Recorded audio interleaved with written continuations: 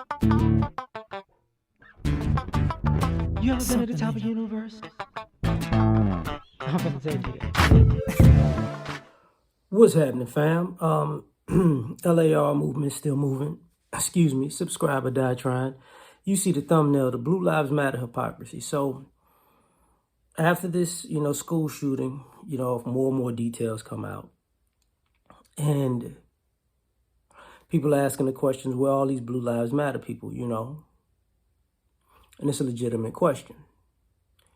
Because one of the details of this school shooting is you had officers who basically went and saved their kids, and other officers holding the perimeter stopped people from saving their own kids, while they basically didn't advance on a school shooter for 40 minutes because they said they didn't have equipment. Now, you can't say people are brave when they're shooting unarmed people. And I'm going to just be honest with you. When they're shooting unarmed black people, you can't say, oh, you don't know what happened in the context and this, that, and the third, and what led up to this. Well, we know the context, this, that, and the third. We know what led up to this. And this is the analogy that I'm going to put it out. You can't say, matter of fact, let's go back to January 6th, a year prior. People were running around saying Blue Lives Matter while they stormed the Capitol and beat up police. And, hardly anybody was really doing real time for that, right? Now, I say that to say this. We have a very tough job and it's stressful, and people used to say, look, nobody told you to pick that job. If you're scared, you should pick another occupation. And this flies into the face of being scared when it's convenient. See, when it's a traffic stop and you call, 2, 3, 4, 5 other squad cars to deal with somebody black, and y'all ready to go then, but it's a school shooter. Oh, we don't have shields, and we don't have vests, and we don't have guns, and we don't have bullets, and we don't have badges, and we just don't know what to do. Stop it. Stop it. I'll tell you why.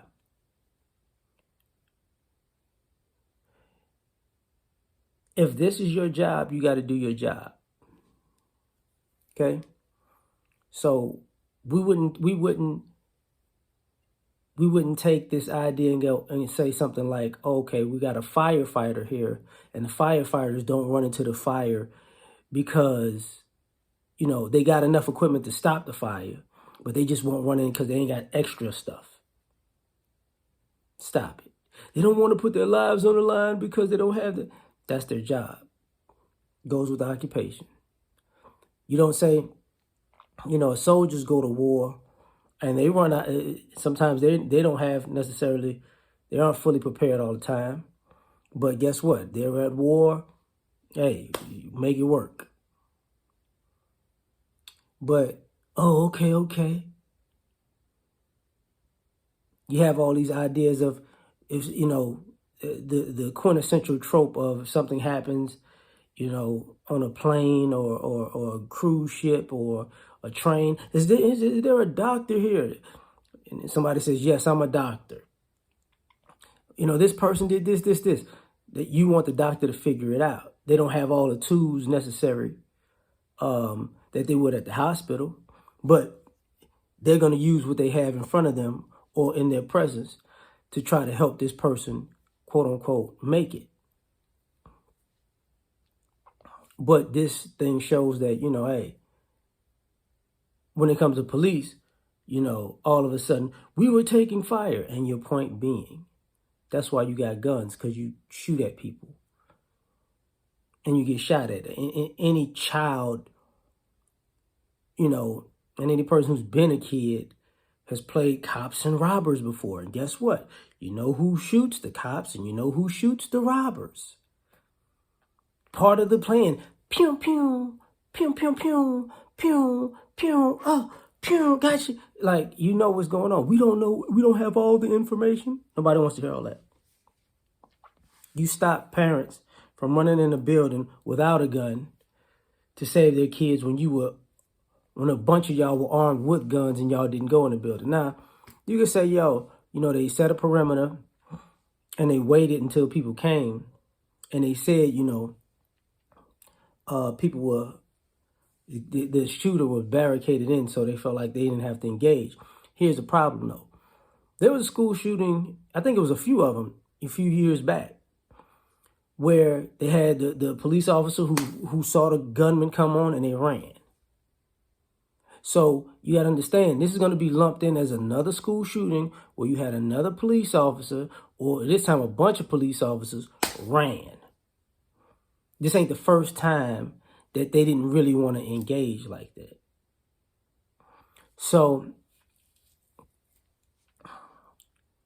and you literally had a school shooting where a teacher engaged with the school shooter and took the gun from him. Talked them down, not even forcefully, like took the gun from him and talked them down and like, listen, man, come on, chill out. And basically had to hold the kid and hug him and cry. And the kid was crying because it was that distraught.